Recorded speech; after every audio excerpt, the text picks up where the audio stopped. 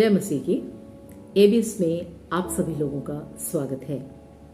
मैं आशा करती हूँ कि आप सब अच्छे होंगे और परमेश्वर की दया से मैं भी अच्छी हूँ। भजन संहिता 118 का 24 कहता है, आज का दिन यहोवा ने बनाया है और हम इसमें आनंदित हों। आइए इस वचन के साथ एबीएस शुरू करते हैं। पिछले दिनों में हमने गिनती के 20वें अध्याय का अध्ययन किया और आज हम 21 से लेकर 26वें अध्याय तक पढ़ेंगे। इन अध्यायों को हम 5 भागों में बांट सकते हैं या इन अध्यायों में हम 5 बातों की ओर अपना ध्यान देंगे। पहला, इस्राएलियों की विजय कुछ राजाओं के ऊपर। दूसरा, विषैले सर्पों का आक्रमण। तीसरी बात जो हम इसमें पढ़ते हैं वो है एक राजा और एक भविष्यवक्ता। और चौथी बात जो हम पढ़ेंगे वो है इस्राएलियों के द्वारा मूर्ति पूजा में और व्याभिचार में गिरना। और 5वीं बात जो इन किताब में है वो है दूसरी बार इस्राएलियों की गिनती का किया जाना। तो इतनी बातों को हम इन अध्यायों में पढ़ते हैं। तो आइए अब 21वें अध्याय में चलते हैं। देखिए, बीते अध्याय में हमने पढ़ा कि मोआब के पास मूसा और इस्राएली ये संदेश भेजते हैं कि हमें इस देश के सड़क से होकर तू जाने दे। लेकिन मोआबी राजा जब इस बात का इनकार करता है तो वो मोआब के बाहर से होकर चलते हैं कि वो अपने देश की ओर पहुंचे।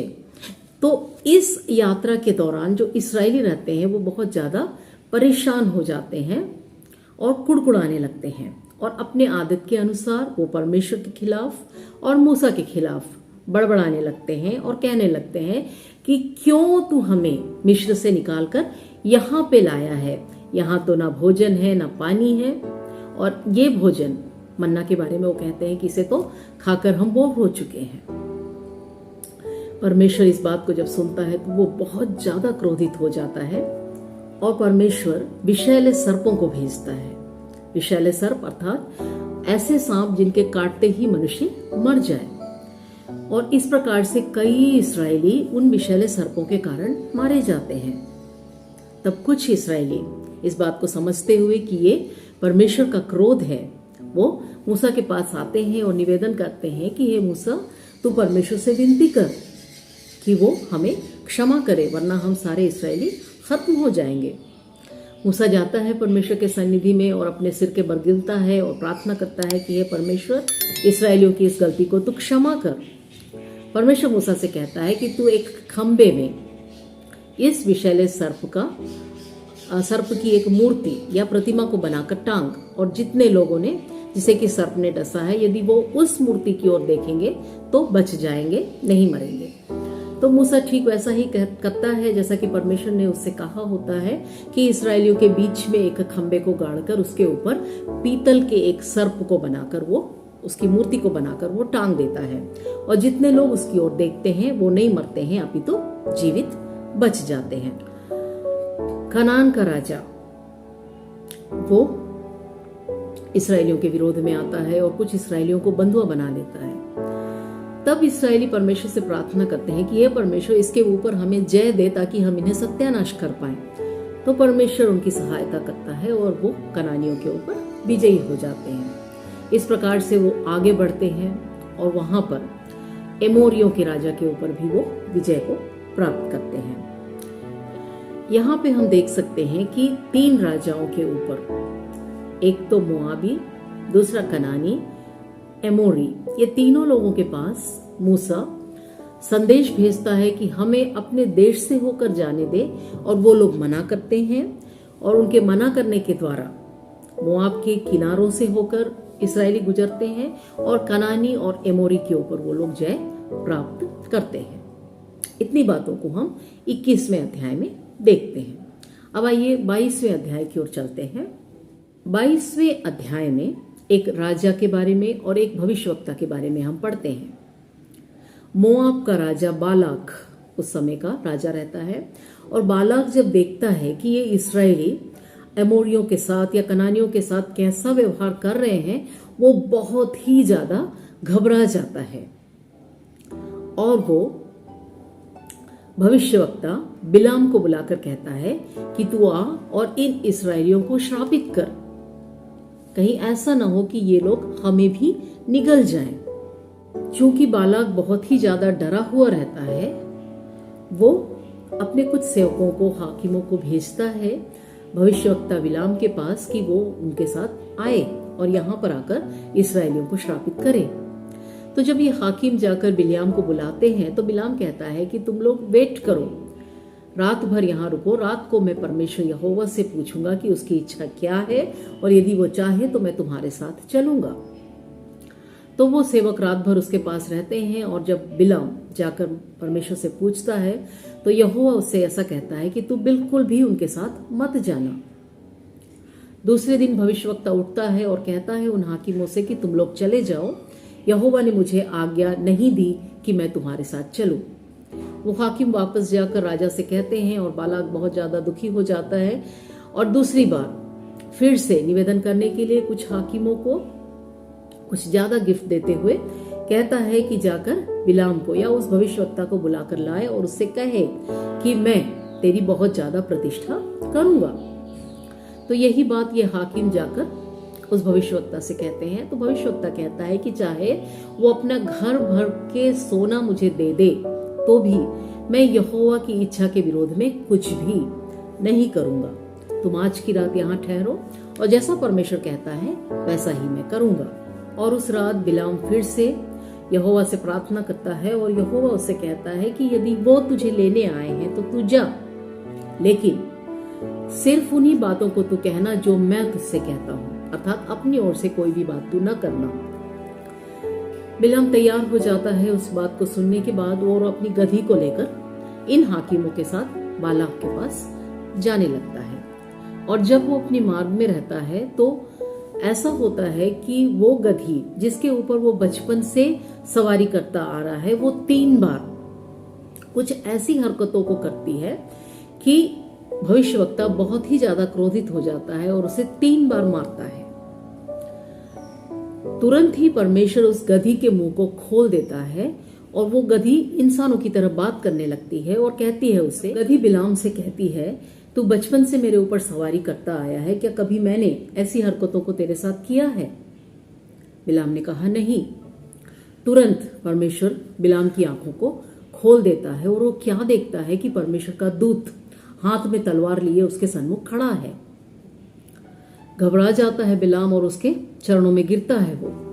तो स्वर्गदूत इस प्रकार से कहता है कि तू परमेश्वर के खिलाफ में काम करता है, इसलिए मैं 1 नहीं 2 नहीं 3 बार तुझे मारने के लिए आया और इस गधी ने तुझे बचा लिया, वरना मैं तुझे मार देता और इस गधी को छोड़ देता।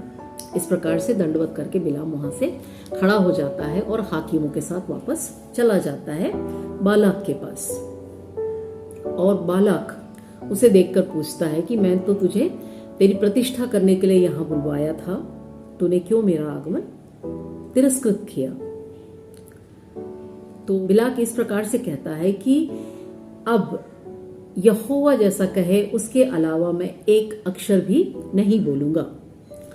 इस प्रकार से बालाम उसे लेता है और उसे 3 जगह में लेकर जाता है कि बिलाम इस्राएलियों को जाकर शापित करे। जैसे कि मैंने पहले ही कहा, बालाक बहुत ही ज्यादा घबरा जाता है इस्राएलियों से और वो चाहता है कि भविष्यवक्ता बिलाम आकर उन्हें श्रापित करे। मेरे प्रियो, उन दिनों में ऐसी प्रथा होती थी कि भविष्यवक्ता, जो कि परमेश्वर की वाणी जिसे कहा जाता है, वो जैसा भी कहे वैसा ही हो जाएगा, क्योंकि वो परमेश्वर की वाणी है, ऐसा लोग विश्वास किया करते थे। और यदि एक भविष्यवक्ता किसी को शापित करे तो वो शापित होगा, और यदि एक भविष्यवक्ता किसी को आशीष दे तो वो आशीषित होगा, क्योंकि वो यहोवा की या परमेश्वर के ओर से होगा। तो इसलिए ही इस विश्वास के साथ ही बालाक उसे बुलाकर वहां पे लाता है और उसके बाद उस भविष्यवक्ता को लेकर वह किर्यधूसोत नामक जगह पर जाता है। और वहां पर जाने के बाद भविष्यवक्ता कहता है कि वहां पे 7 वेदियों को बनाए और हर एक वेदी पर एक बछड़ा और एक मेढ़ को वो चढ़ाए। जैसा वो कहता है वैसा ही बालाक करता है और उस होम बलि के पास बालाक को छोड़कर बिलाम आगे बढ़ता है कि परमेश्वर से बातें करे। तो परमेश्वर उसके मुंह में उन बातों को कहता है जो कि उसे इसराइलियों के पास जाकर कहना है। तो आइए बाइबल निकाल लीजिए, एक वचन पढ़ते हैं। 23वां अध्याय उसका 8वां वचन। परंतु जिन्हें ईश्वर ने नहीं शाप दिया उन्हें मैं क्यों शाप दूं, और जिन्हें यहोवा ने धमकी नहीं दी उन्हें मैं कैसे धमकी दूं। चट्टानों की चोटी पर से वे मुझे दिखाई पड़ते हैं, पहाड़ियों पर से मैं उनको देखता हूं। वह ऐसी जाति है जो अकेली बसी रहेगी और अन्य जातियों से अलग गिनी जाएगी। 10वां वचन। याकूब की धूलि के किनकों को कौन गिन सकता है, वह इसराइल की चौथाई की गिनती कौन कर सकता है। सौभाग्य यदि मेरी मृत्यु धर्मियों की सी और मेरा अंत भी उन्हीं के समान हो। तो इन बातों को जब बिलाम कहता है तो बालाक बहुत ज्यादा क्रोधित हो जाता है और उसे कहता है कि मैंने तो तुझे श्राप देने के लिए बुलाया है और तू इन इसराइलियों को देखकर आशीष दे रहा है। चल मैं तुझे दूसरी जगह ले जाता हूं। ऐसा कह के बालाक उसे सोपिन मैदान में लेकर जाता है और वहां पर जाने के बाद ठीक उसी प्रकार से जैसा उन्होंने पहले किया, वो 7 वेदी बनाते हैं। प्रत्येक वेदी पर एक बछड़ा और एक मेढ़ा होम बलि के रूप में चढ़ाते हैं और उस होम बलि के पास बालाक को छोड़कर बिलाम आगे बढ़ता है और यहोवा उससे कहता है कि तू इन बातों को जाकर इसराइलियों से कहना। तो इन बातों को जाकर इसराइल से कहना। तो बिलाम वापस आता है और बालाक से कहता है। आइए बाइबल निकाल लीजिए। 23वां अध्याय 19वां वचन। ईश्वर मनुष्य नहीं कि झूठ बोले और न वह आदमी है कि अपनी इच्छा बदले। क्या जो कुछ उसने कहा उसे न करे, क्या वह वचन देकर उसे पूरा न करे। देख, आशीर्वाद ही देने की आज्ञा मैंने पाई है। वह आशीष दे चुका है और मैं उसे नहीं पलट सकता। उसने याकूब में अनर्थ नहीं पाया और न इसराइल में अन्याय देखा है। उसका परमेश्वर यहोवा उसके संग है और उनमें राजा की सी ललकार होती है। उनको मिस्र में से ईश्वर ही निकाले लिए आ रहा है। वह तो बेनेले सांड के समान बल रखता है। निश्चय कोई मंत्र याकूब पर नहीं चल सकता और इसराइल पर भावी कहना कोई अर्थ नहीं रखता। परंतु याकूब और इसराइल के विषय अब यह कहा जाएगा कि ईश्वर ने क्या ही विचित्र काम किया है।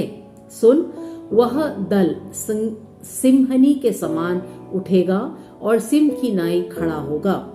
वह जब तक अहेर को न खा ले और मारे हुओं के लोहू को न पी ले तब तक न लेटेगा। अर्थात इन वचनों में भी बिलाम इसराइलियों के लिए सिर्फ आशीषों को ही बोलता है। फिर से बालाक नाराज हो जाता है और उसे लेकर तीसरी जगह में जाता है कि वहां से वो इसराइलियों के लिए शाप दे। वह उसे कोढ़ के सिरे पर लेकर जाता है और वहां जाने के बाद भी 7 वेदी बनाते हैं और प्रत्येक वेदी पर वो लोग बलिदान चढ़ाते हैं और उस होम बलि के पास बालाक को रोककर भविष्यवक्ता जंगल की ओर अपनी मुंह को करता है कि इस बार क्या परमेश्वर मुझसे कहेगा। और परमेश्वर जो उसके मुंह में डालता है, मेरे प्रियो, आइए वचन पढ़ लेते हैं। 24 का 5वां वचन। हे याकूब तेरे डेरे और हे इसराइल तेरे निवास स्थान क्या ही मन भावने हैं। वे तो नालों व घाटियों की नाई और नदी के तट की वाटिकाओं के समान ऐसे फैले हुए हैं जैसे कि यहोवा के लगाए हुए अगर के वृक्ष और जल के निकट के देवदारू। और उसके डालों से जल उमड़ा करेगा और उसका बीज बहुतेरे जल भरे खेतों में पड़ेगा और उसका राजा अगाग से भी महान होगा और उसका राज्य बढ़ता ही जाएगा। उसको मिस्र में से ईश्वर ही निकाले लिए आ रहा है। वह तो बेनैले सांड के समान बल रखता है। जाति जाति के लोग जो उसके द्रोही हैं उनको वह खा जाएगा और उनकी हड्डियों को टुकड़े टुकड़े करेगा और अपने तीरों से उनको भेदेगा। वह दबका बैठा है, वह सिंह है, वह सिंहनी की नाई लेट गया है। अब उसको कौन छेड़े? जो कोई तुझे आशीर्वाद दे सो आशीष पाए, और जो कोई तुझे शाप दे वो शापित हो। तीसरी बार भविष्यवक्ता इस्राएलियों के लिए जब आशीषों को बोलता है तो जो बालाक रहता है वो बहुत ही ज्यादा क्रोधित हो जाता है और उसे कहता है कि तू भाग जा यहाँ से, मैं तेरी प्रतिष्ठा करने के लिए यहाँ बुलवा भेजा तुझे, और तुझसे मैंने ये कहा कि तू इस्राएलियों को श्रापित करे। अब श्रापित करना तो दूर की बात है, तो इस्राएलियों को 1 नहीं 2 नहीं अपितु 3 बार आशीषित किया है, तू यहाँ से भाग जा। तो इस प्रकार से बिलाम बालाक के पास से चला जाता है। इतनी बातों को हम इस अध्याय में देखते हैं। आइए अगले अध्याय की ओर चलते हैं। 25वें अध्याय को यदि हम पढ़ें तो यहाँ पे हम देखते हैं कि जो इस्राएली रहते हैं वो मोआबी स्त्रियों के साथ व्याभिचार करना शुरू कर देते हैं, और वो स्त्रियां इस्राएली पुरुषों को उनके देवताओं की आराधना करने के लिए मजबूर कर देती हैं। और यहाँ बाइबल में एक देवता का नाम लिखा हुआ है बालपोर। बालपोर नाम देवता की आराधना करने के लिए उन्हें मजबूर करती हैं। तो ये जो इस्राएली रहते हैं वो जब अन्य देवताओं की पूजा पाठ किया करते हैं तो परमेश्वर यहोवा बहुत ही ज्यादा क्रोधित हो जाता है। मेरे प्रियो, वो परमेश्वर जिसने उन्हें बनाया, उन्हें मिस्र से निकाल के लाया, बचा के अब तक चलाता आया, उनके हर एक जरूरतों को पूरा करता आया, उन्हें संभालता आया, उस परमेश्वर के सामने यदि वो किसी दूसरे परमेश्वर को, दूसरे चीज को वो यदि परमेश्वर कहे तो हमारा परमेश्वर इस बात को कभी बर्दाश्त नहीं कर सकता। मूर्ति पूजा से हमारा परमेश्वर घृणा करता है। तो परमेश्वर बहुत ही ज्यादा क्रोधित हो जाता है और कहता है मूसा से कि इन तमाम लोगों के प्रधानों को लेकर तू धूप में टांग दे ताकि मेरा क्रोध शांत हो। इतना ज्यादा परमेश्वर क्रोधित हो जाता है। तो मूसा कहता है उनके हाकिमों से कि जितने लोगों ने मूर्ति पूजा या व्याभिचार किया है उन्हें मार डाला जाए। इस प्रकार से कई इस्राएलियों को उस ग्रुप में जिन्होंने बालपोर देवता की आराधना की थी को मार डाला जाता है। उसके बाद जब सब लोग रोते रहते हैं, वहां पे मरी की अवस्था आ जाती है क्योंकि परमेश्वर का क्रोध वहां पे रहता है। और जब ऐसी अवस्था में सब लोग परमेश्वर के तंबू के सामने रोती हुई अवस्था में रहते हैं, उस समय एक इस्राएली व्यक्ति एक मिद्यानी स्त्री को लेकर आता है। व्याभिचार में डूबी हुई उनकी जो मंशा रहती है उसे देखकर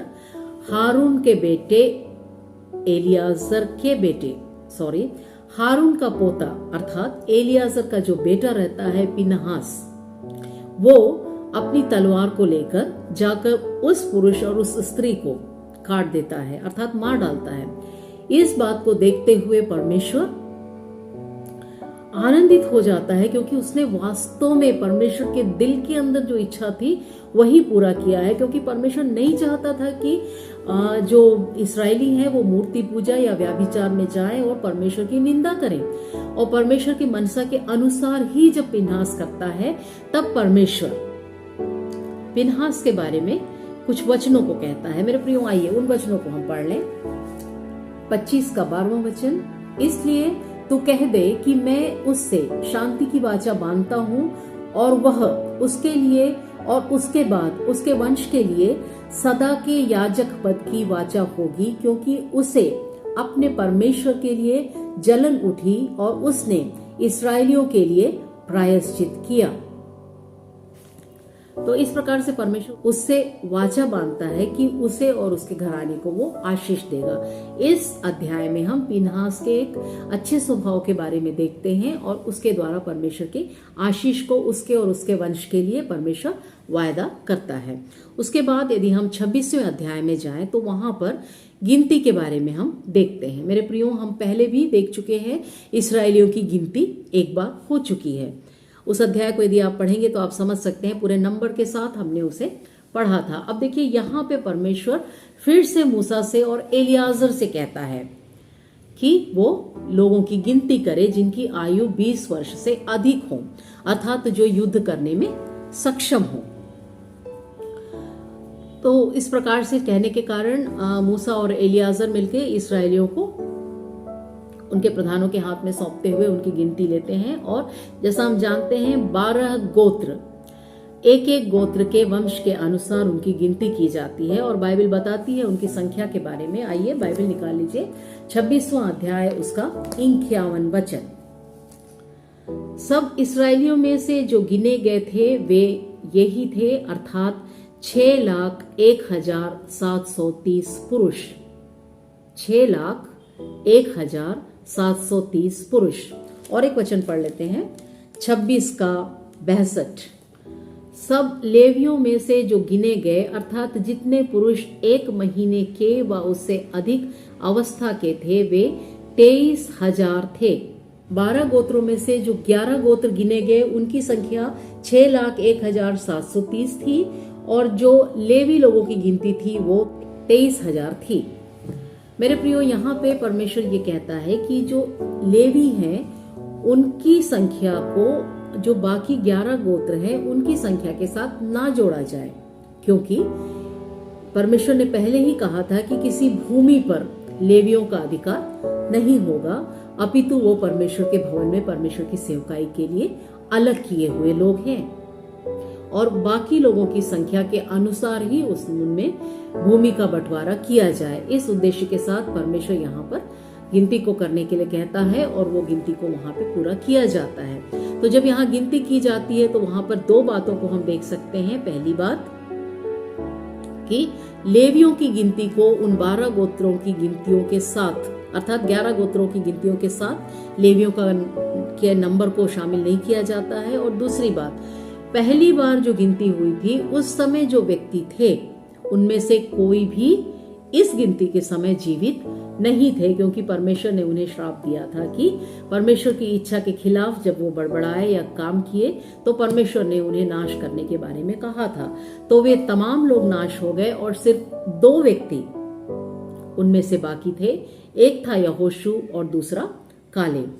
तो 26वें अध्याय में हम इतनी बातों को पढ़ते हैं। मेरे प्रियो, इन अध्यायों को पढ़ने के बाद कुछ बातों की ओर मैं पॉइंट करना चाहती हूँ। जो सबसे पहली बात है वो ये है कि परमेश्वर ने एक जानवर को मनुष्यों की भाषा बोलने के योग्य बनाया, जो कि हम नहीं देखते हैं हमारे आजकल के जीवन में। यदि हम देखें तो हम कार्टूनों में ऐसा देख सकते हैं कि जानवर बोल रहे हैं, लेकिन बाइबल के अंदर अर्थात जो वास्तव में हुआ है वो एक घटना है ये कि एक गधी ने अपने मुंह को खोलकर मनुष्य के रीति में बातें की।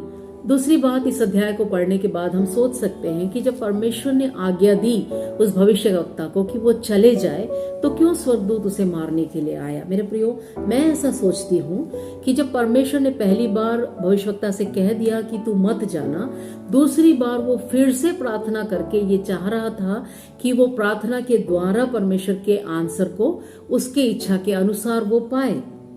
अर्थात परमेश्वर ने यदि ना कहा है तो भी वो प्रार्थना करके कि परमेश्वर किसी भी तरीके से मान जाए कि उसे जाने की अनुमति दे। इस प्रकार की उसकी प्रार्थना के कारण शायद हो सकता है कि उसे मारने के लिए वो दूत वहां पर आया हो, ऐसा मैं सोचती हूँ।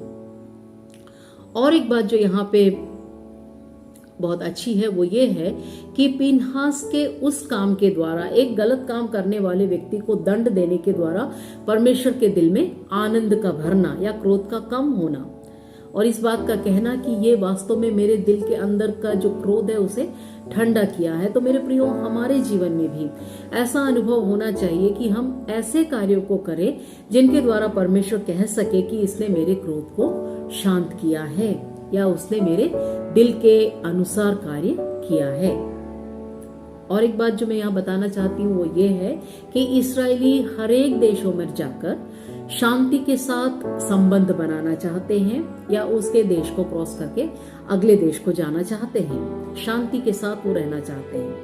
लेकिन जब वहां के राजा उनके खिलाफ लड़ाई करते हैं तो उन्हें हराते हुए उनके ऊपर जय प्राप्त करते हैं। हमारे जीवन में भी मेरे प्रियो, हमें इस बात को स्मरण रखने की आवश्यकता है कि हम भरपूर कोशिश करें कि सबके साथ हम शांति के साथ रह पाएं। और यदि यह संभव नहीं है तो उन विषयों के लिए स्वयं एक स्टेप ना लेते हुए परमेश्वर के हाथ में उन विषयों को समर्पित करके हमें परमेश्वर की ओर अपनी आशा को रखने की आवश्यकता है। तो मैं उम्मीद करती हूँ कि आप भी मेरे साथ 21वें अध्याय से लेकर 26वें अध्याय तक पढ़ चुके होंगे और समझ चुके होंगे। मेरे प्रियो, जैसा कि मैं हमेशा कहती हूँ, इस बार भी कहती हूँ कि मैं इन अध्यायों का निचोड़ आप लोगों के साथ शेयर करती हूँ। आप लोग इसे जरूर अपने बाइबल में पढ़िएगा और यदि कोई बात आप शेयर करना चाहें तो कमेंट बॉक्स का इस्तेमाल कीजिएगा। अपना ख्याल रखिएगा। परमेश्वर आप सबों को आशीष दे। जय मसीह की।